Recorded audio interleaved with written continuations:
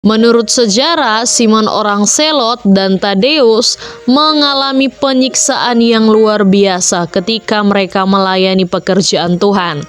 Mereka dirajam dengan batu, digergaji, dan dibunuh dengan pedang di Persia.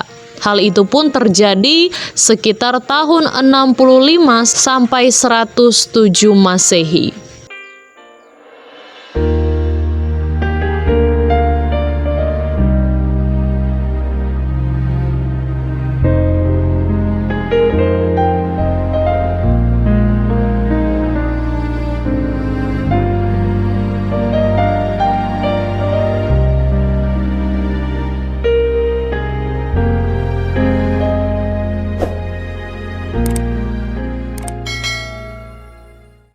Shalom saudara terkasih, puji Tuhan kembali lagi di YouTube channel ini. Di video kali ini kita masih membahas tentang kisah 12 murid Tuhan Yesus dan akhir hidup mereka. Dan kali ini kita akan membahas murid yang bernama Simon.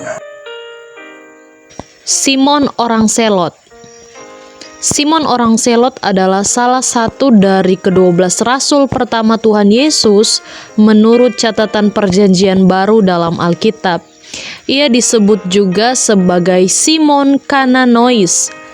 Jejak kerasulan Simon orang Selot tidak banyak dikenali dan sedikit tulisan mengenai dirinya. Simon orang Zelot lahir di Kana Galilea. Kata dari Selot berarti orang yang sangat rajin, giat, dan sangat bersemangat. Selot juga merupakan sebutan untuk sebuah kelompok pemberontak terhadap pemerintahan Romawi. Simon orang Selot ini pun adalah bagian dari kelompok itu. Ia ditempa dan dididik oleh Yudas dari Gamala. Hal ini tercatat dalam Kisah Para Rasul pasal yang kelima ayatnya yang ke-37. Sebelum lanjut, please klik tombol subscribe, like, juga tombol notifikasinya supaya kalian tidak ketinggalan update terbaru dari channel ini.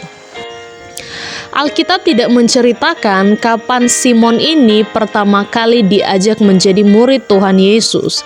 Tetapi tradisi mengatakan bahwa Tuhan Yesus memanggilnya bersama ketika Tuhan Yesus memanggil Andreas, Simon Petrus, Yakobus, Yohanes, Yudas, dan juga Tadeus.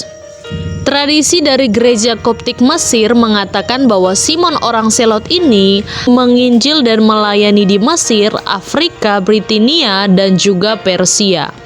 Menurut sejarah, Simon orang Selot dan Tadeus mengalami penyiksaan yang luar biasa ketika mereka melayani pekerjaan Tuhan.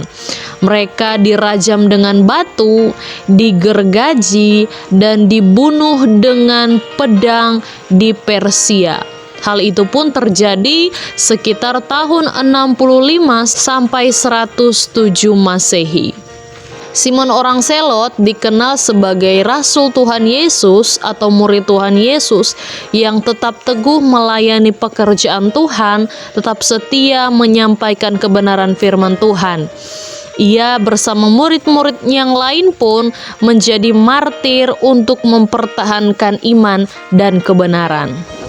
Puji Tuhan, itu dia kisah dari seorang Simon dan akhir hidupnya. Nantikan lagi serial selanjutnya dari kisah ke-12 murid Tuhan Yesus. Tuhan Yesus memberkati kita semua. Shalom.